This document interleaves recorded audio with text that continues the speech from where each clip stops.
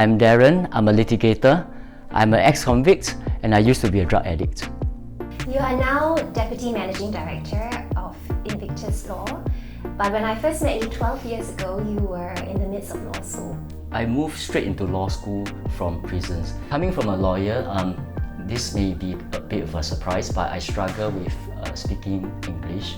What I tried to do initially was to go to the dictionary, look at the phonetics to see how words are being pronounced. For simple things like facade, I would say facade. The name Jose, I would pronounce it as Jose. Like McDonald. McDonald. McDonald. I want to go to eat McDonald. Oh. Yeah, so you can imagine how it was a struggle even while I was in practice. And yet you were very determined to get yourself on this learning journey. I think the irony is that I was a person who broke the law multiple times, and then now in law school training to be a lawyer. So I really didn't know how my peers would take to that. I also struggled with technology. During my first semester in law school, for a large part of it, I didn't have a laptop or even a smartphone. So I was always out of the loop. There was a change in class, but because I didn't have access to email, so I went to an empty class. I panicked, and then because I didn't have friends then, so I didn't know who to call. And then I decided to search the class from level 1 onwards, and because I was wearing a pair of very old sneakers, so I was running, and then the sole of one of my shoes fell off. I really wanted to go home, but fortunately I didn't have any money, so I continued my search, and eventually I found my class.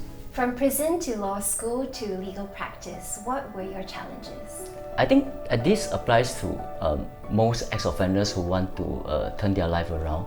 It is this acute sense of loneliness that one feels when they have to give up everything that's familiar to them, everything that was close to them, and then trying to accept and even to embrace a new order.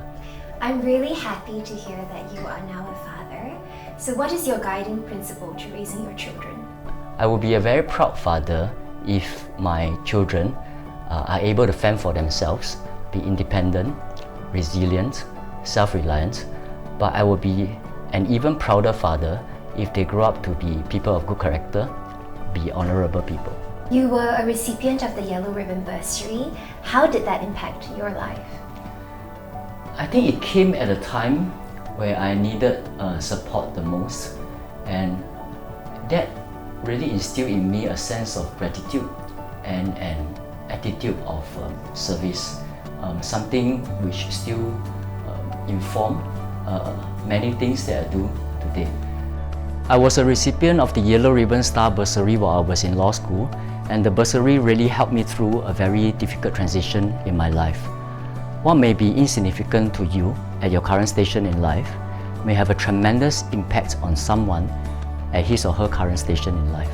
We are all indebted to the previous generations who had the vision and put in the label and made the sacrifices to build the system in which we can thrive and succeed in. And we all have a duty to pay it forward.